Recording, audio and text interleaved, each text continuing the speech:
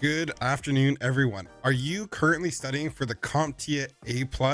Well, today during our live stream, we're going to do our monthly CompTIA A+ study group, where we're going to show you questions that I think that you might see on the CompTIA A+ quiz. So we're going to start here in just a few minutes. We're going to give everyone a chance to tune in. If you're just joining us, welcome. My name's Dakota. I am the bearded IT dad. I am the director of network operations for a small local ISP. And in my free time, I like creating instructional videos to help you guys grow and advance your career in the IT field. Now, the CompTIA A+ is one of the most important certifications I think anyone can get if you're just starting out in the IT career field. Now, because it covers so many of the entry level skills that you need to know. And it's a really vast certification. It's actually 2 different exams you got to take to be able to get your certification, and it covers so much different information. So today you're going to see questions from the 1100 series and the 1100-01 and the 1100-02 exams, and we're going to talk about things such as networking, operating systems, virtualization, and much more. So stay tuned, because all that is coming up. Now, the CompTIA A+.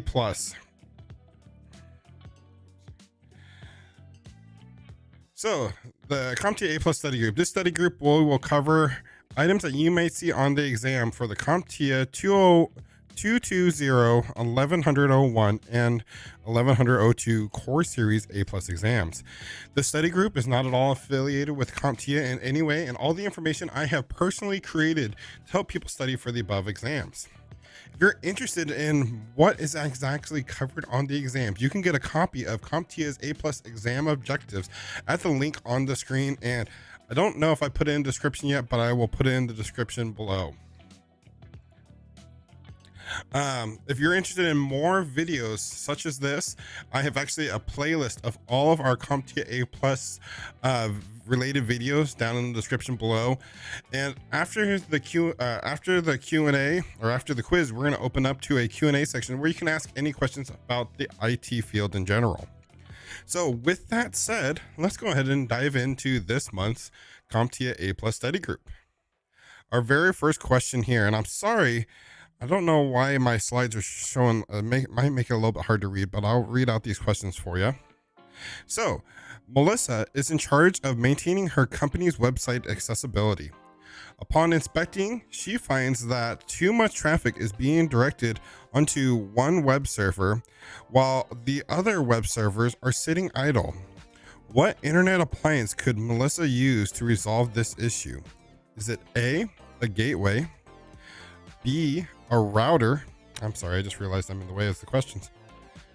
C, command center, or D, a load balancer? So Melissa's in charge of maintaining her company's website's accessibility. Upon inspecting, she finds that too much traffic is being directed to one of the web servers, while the other web servers are sitting idle. Which internet appliance could Melissa use to resolve this issue? If you think you know the answer, I don't want you to just put A, B, C, or D. Type out the full answer in the chat. If you're watching this on the replay, feel free to follow along. You can put the answers in the comments below. And if you have any questions at all, make sure, if you're watching this on the replay, put them in the comments, because I try to get back to every single one of you. So which one of these internet appliances could Melissa use to resolve this issue? We want the traffic going to multiple different servers. Now, there might be, the way CompTIA does their questions is there might be multiple answers that it could possibly be, but you always want to answer with what is the most likely answer. It could be, it could be more than one of these answers below, but you want to answer with the most likely one. So if you think you know the answer, go ahead and put it in the chat. Since the stream just started, we're going to take a little bit longer on this question. Let people who are still filing in, get a chance to answer. Where is everyone tuning in from today? I'm here in Oregon, where the weather is, it's a little gray and cloudy.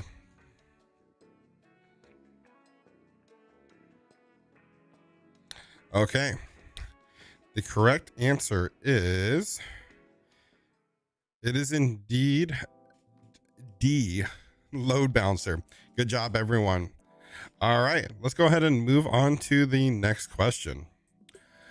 Which set of connectors is used for twisted pair cabling? Which set of connectors is used for twisted pair cabling? Is it A, RJ11 and F type, B, RJ11 and RJ45, C, BNC and RJ45, D, SC and ST, or E, all of the above? Which set of connectors are used for twisted pair cabling? If you think you know the answer, put it in the chat. Let me know what you think it might be.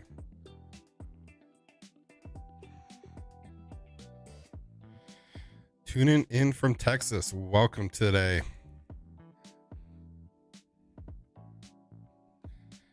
Now, try not to use Google when you are looking up the answers for these. You know, you're not going to be able to use Google when you're taking your CompTIA exam. So just, if you don't know the answer, just put your best guess in the chat.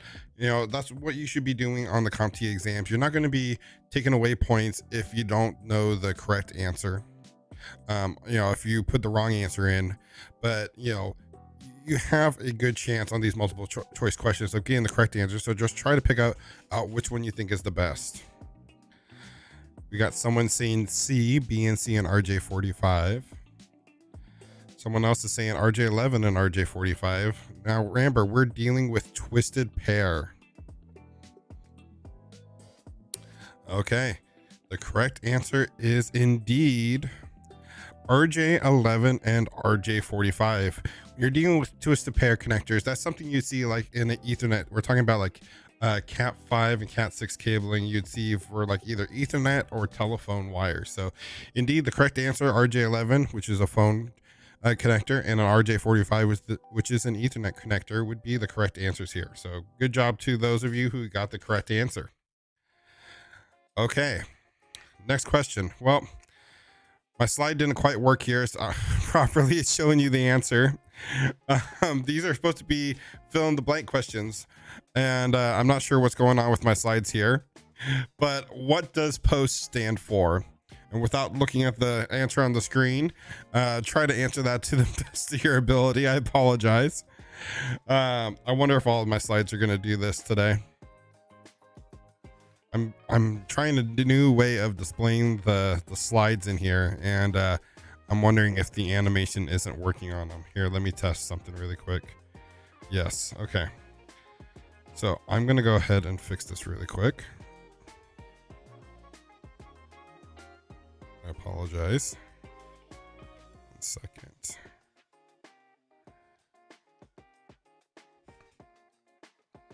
Share.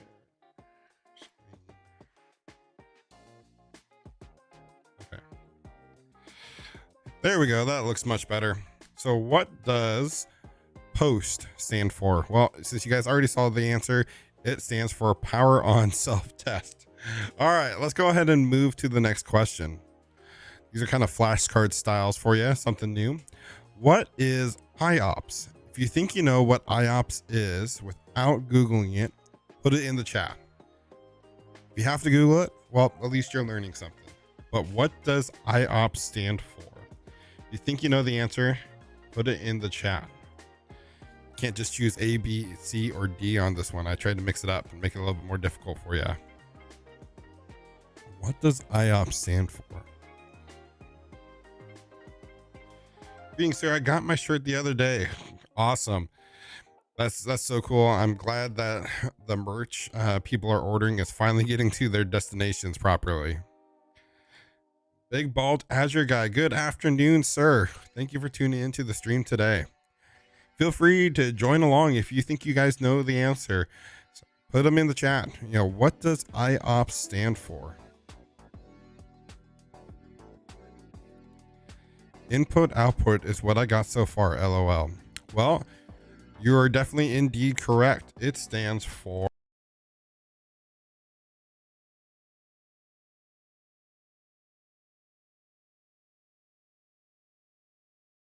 ID.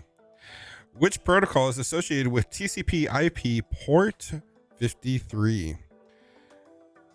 Networking is definitely a topic that is covered on the CompTIA A+. You do have to know some fundamental networking knowledge. So, which protocol is associated with TCP IP port 53?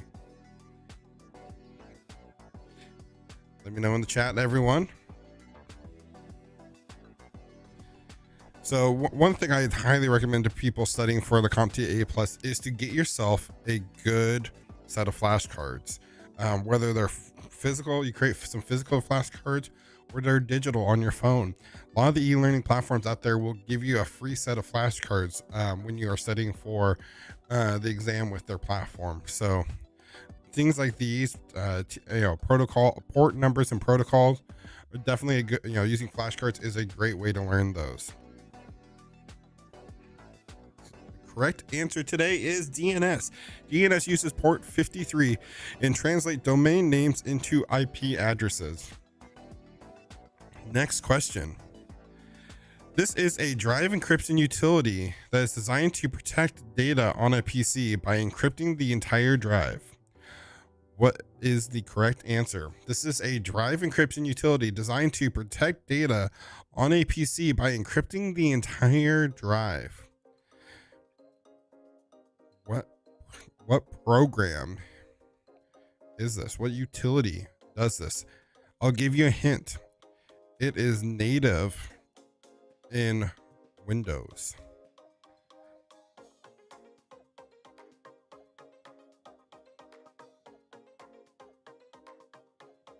You think you know the answer?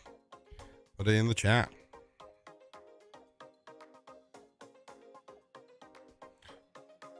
This is a drive encryption utility that's designed to protect data on a PC by encrypting the entire hard drive. There's several different things that can do that. There is one thing that CompTIA wants to know on this. What is the most likely answer?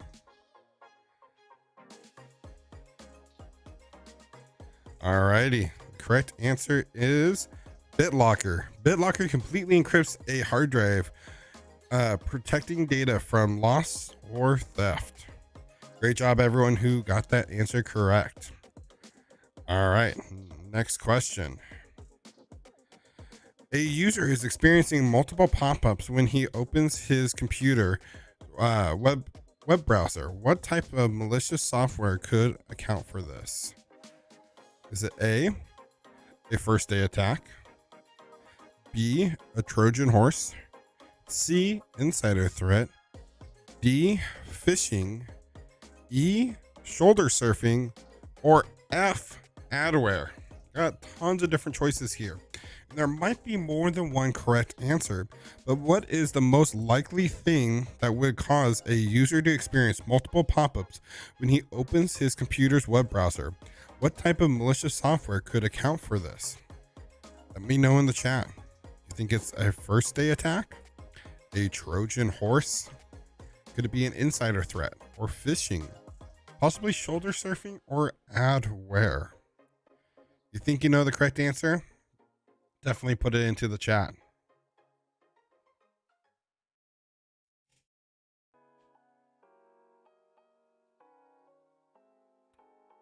Got a couple answers coming in here.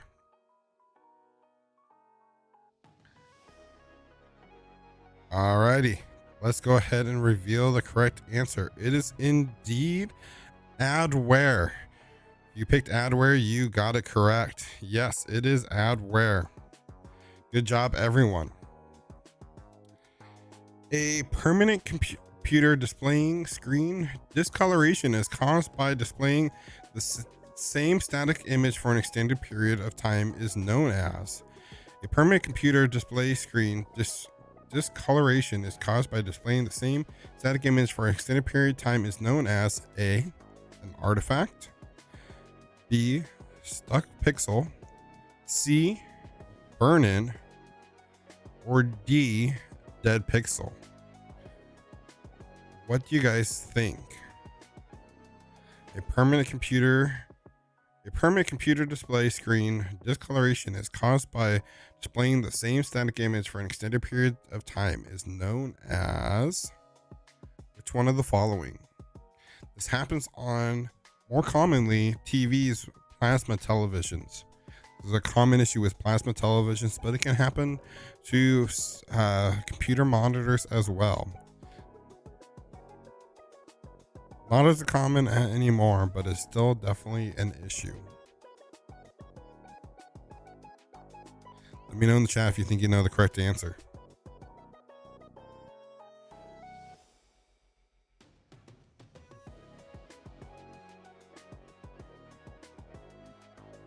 Got some questions or some guesses coming in. Not sure, but I'm going to guess dead pixel. We got burn in. Let's reveal what the correct answer. It is indeed, burn in. Good job, everyone. All right, moving on to the next question. According to the best practices for malware removal, what is the first step you should perform? A, disable system restore function. B, identify and research malware symptoms. C, remediate the affected systems. Infected systems. Gosh, I can't talk today. Or D, quarantine infection. According to the best practices for malware removal, what is the first step you should perform? Disable system restore functions, identify and research malware symptoms, remediate infected systems, or quarantine infection. What do you think you should do first? Let me know in the chat if you think you know the right answer. If you don't know the right answer, put one of your best guesses in there. You never want to leave any questions blank on the CompTIA A+ exam. You always want to answer all the questions. You're not going to be docked points for answering incorrectly, but you always have a chance of at least gaining points. If there's a chance you might get one of these correct, you got a 1 in 4 chance. You might as well put an answer in. So you should, and these practice exams, you should be treating them as the real scenario. So if you don't know the correct answer, put it in the chat what you think is your best guess. Someone guessing quarantine.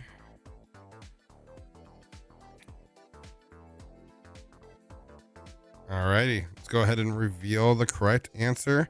It is actually B, identify and research malware symptoms. According to CompTIA, this is one of the very first best practices for malware removal, to identify what you are dealing with and research your symptoms you are having.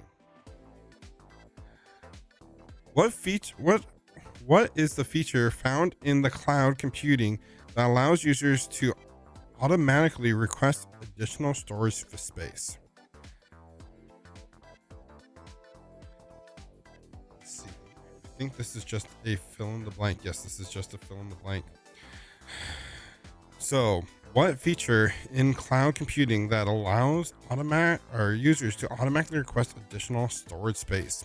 If you think you know the answer, put it in the chat or take a stab at it.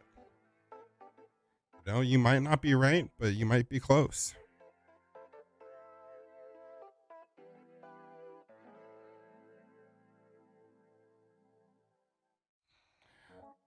What is the feature found in cloud computing that allows users to automatically request additional storage space? If you're still here, the big bald asher guy, you should be able to figure this one out. You should be able to answer it.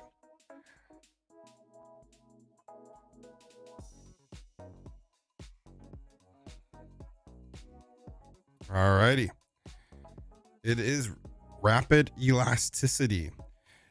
Rapid elasticity is the term for a service that allows users to automatically request additional storage space in the cloud. All right, good job, everyone.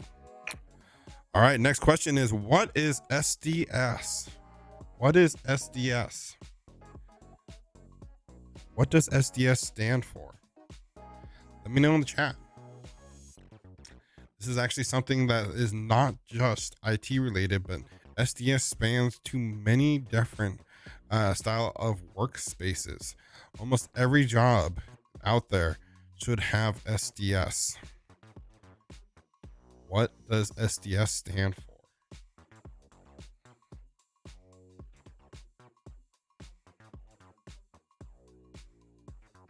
I know these acronyms can be difficult for some people.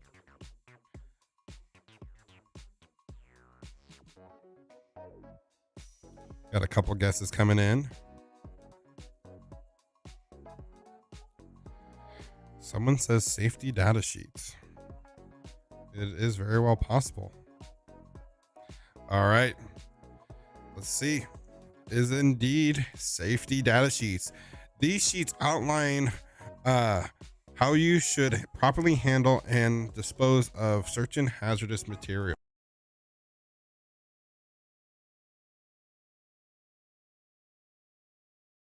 All right. Next question. Going back to multiple choice here. Virtualization and cloud computing share the following characteristics: A, storage; B, application; C, CPU; or D, all of the above. Virtualization and cloud computing share the following characteristics. Which ones do you think they both share? You know the answer? Put it in the chat. Again, if you don't know, it's always good to guess.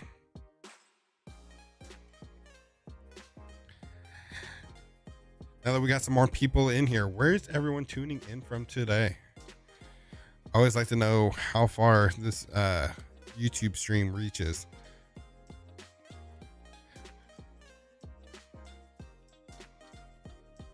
So which one of the following do you think virtualization and cloud computing share?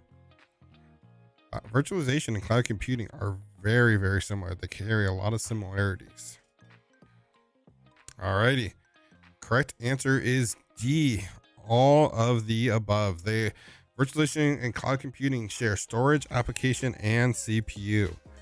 That is indeed correct. Good job, everyone. Alrighty. Moving on to a printer question. A thermal printer's print head is dirty and is affecting the output. Which of the following would be the best way to resolve the issue? Is it A, replace with a new print head; B, calibrate the printer; C, add a duplexer; D, wipe with IPA; or E, place the thermal paper? A thermal print head is dirty and is affecting the output. Which of the following would be the best way to resolve the issue? I'll give you guys a hint. Well, know what? I won't actually. I'll let you guys guess this one. Could it be replace with a new print head? Wipe down with some IPA? I don't think we're referring to the drink IPA. I think this is isopropanol alcohol.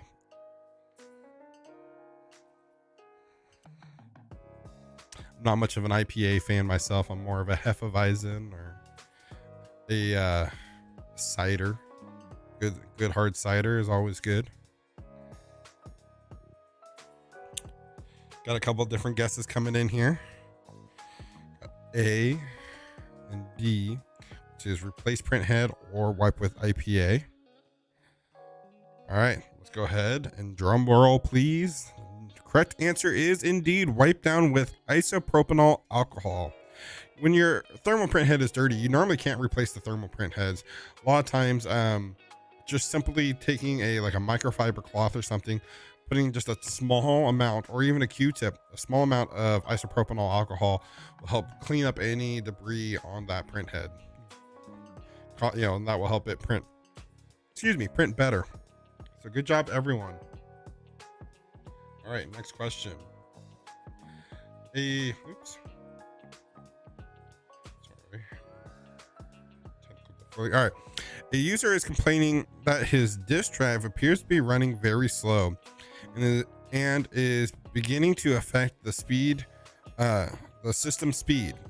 He checked and the hard drive is less than half full. What suggestion can you make to help speed up the hard drive? All right. Can you either A, defragment the hard drive; B, move some of his very large files onto a network drive; C, run fdisk; D, defrag the solid state drive? Which one of the following will help speed up the systems, speed up the hard disk drive in his computer? Again, there might be more than one answer that could potentially solve the issue. But what is, in fact, the best answer here?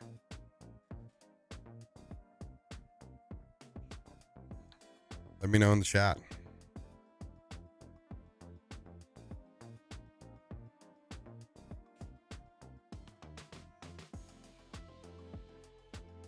All right.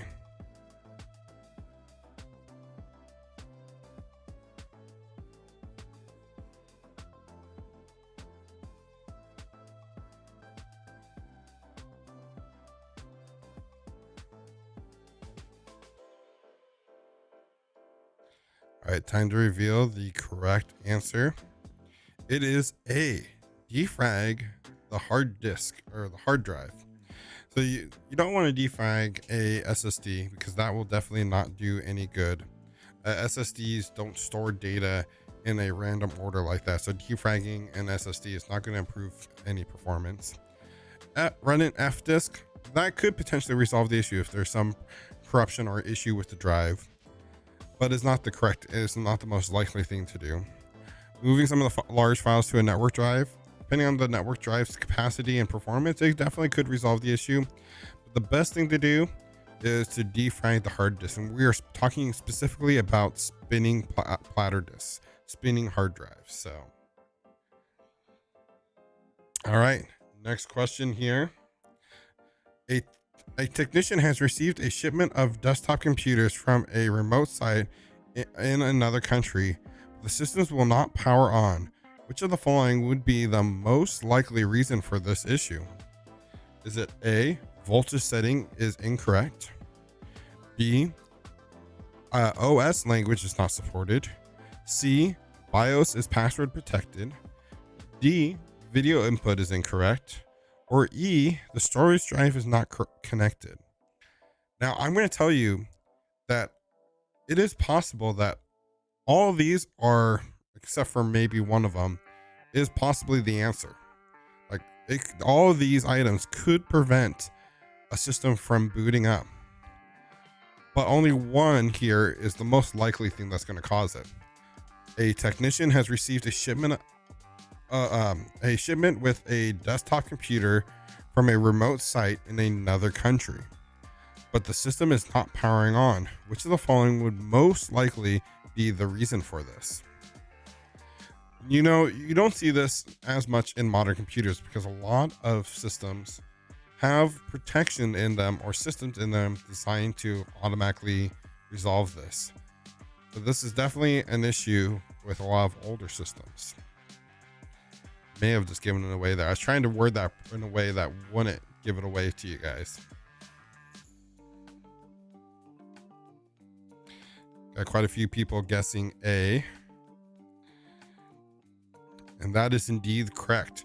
So you'll see it on a lot more of older systems where there's a little switch on the back of the power supply that says like 110 or 210, you know, and a lot of other countries run 220 or 210 voltage.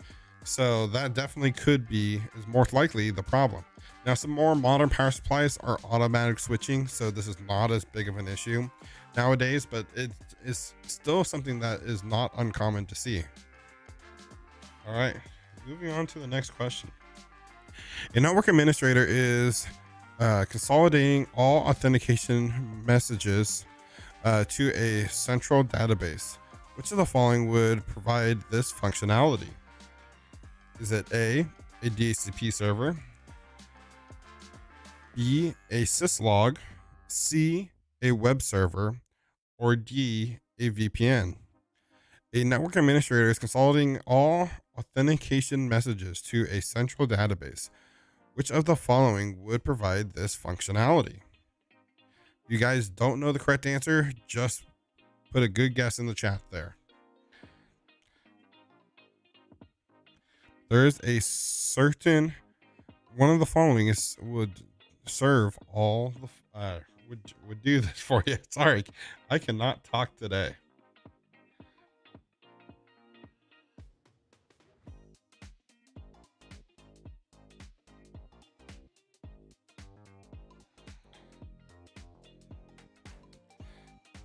A couple people saying syslog. All right, should we reveal the correct answer?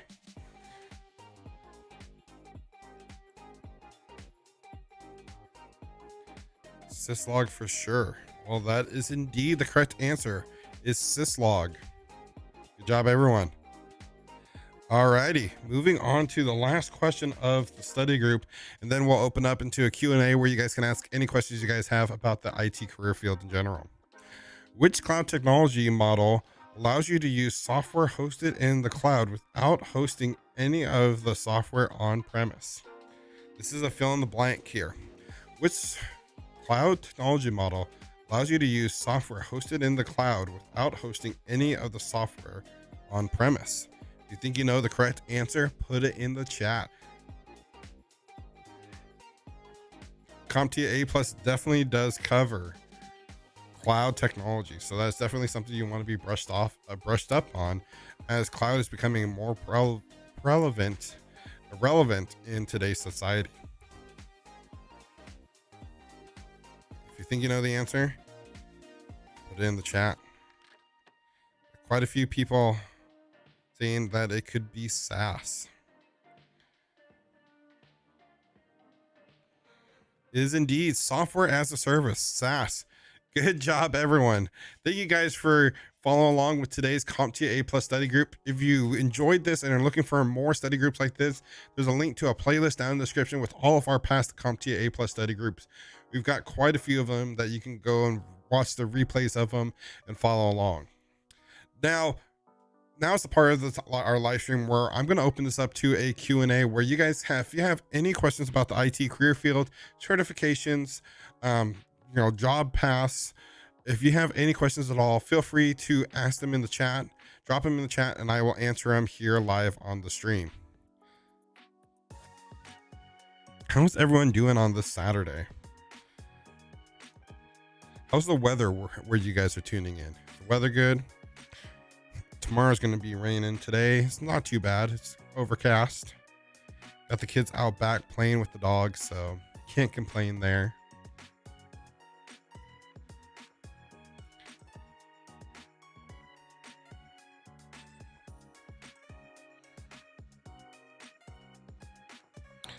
Thoughts on mid-cure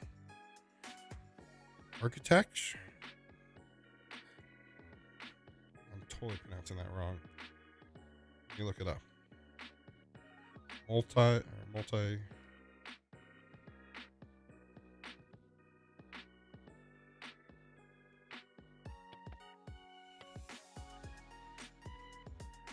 multi-cloud architecture. Multi-cloud. Okay. Thoughts on multi-cloud architecture.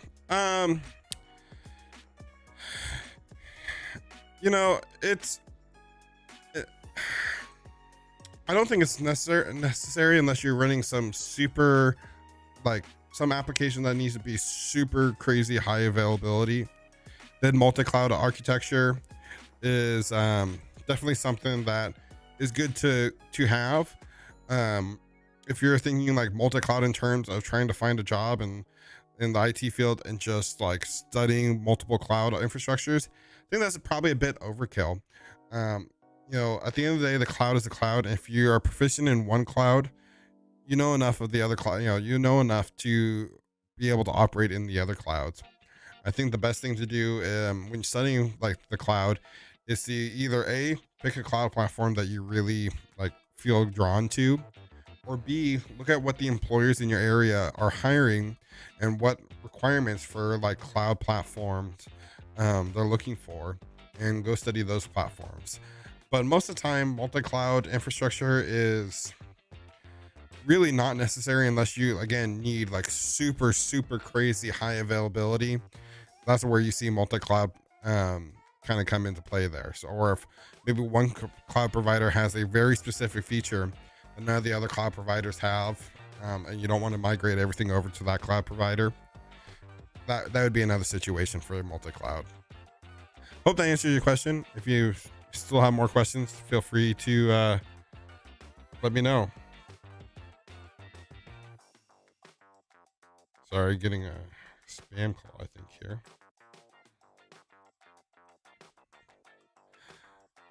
What question most HRs ask during interviews? I mean, it's not uncommon. You'll get the describe a situation where you had a tough situation between an employee, a fellow employee, and what you did to resolve it.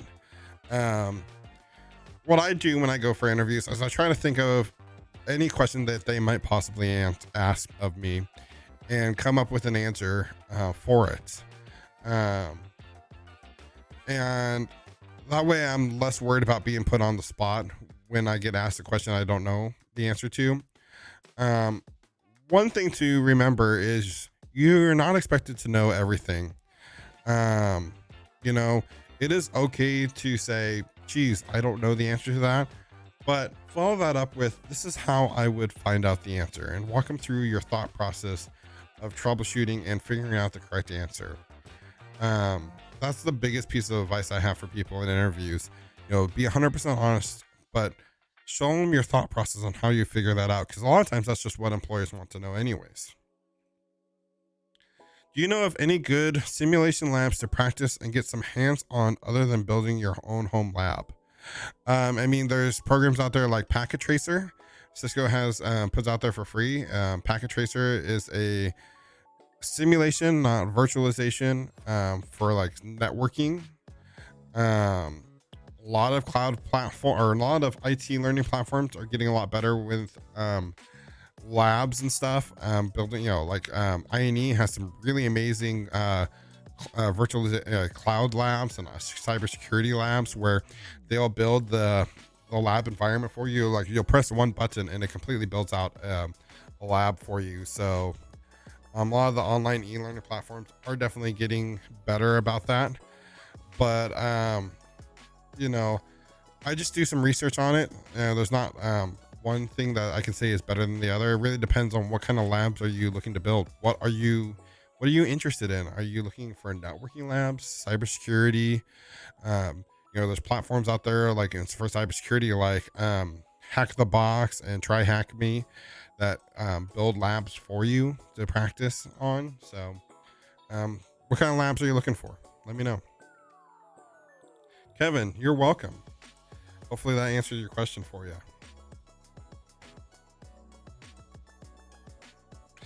You guys got any other questions, feel free to drop them in the chat. I'll be glad to answer them. If you're watching this on the replay, definitely put your questions in the comments below. I still get back to nearly every single one of them. So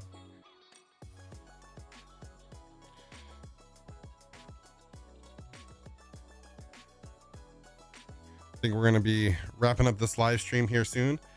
Let you guys get back to your Saturday. I have some video editing to do because we got a lot of videos hopefully going to come out next week.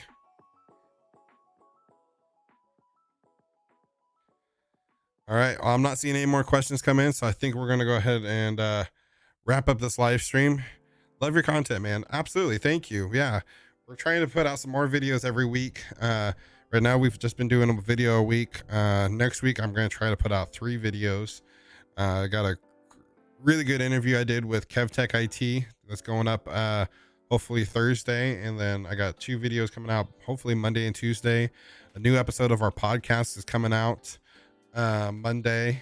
A lot of cool stuff. So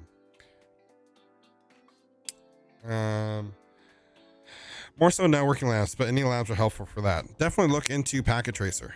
Packet Tracer is a free program out there, and I think it's it'd be very helpful. And there's a lot of labs out there you can find for free to build.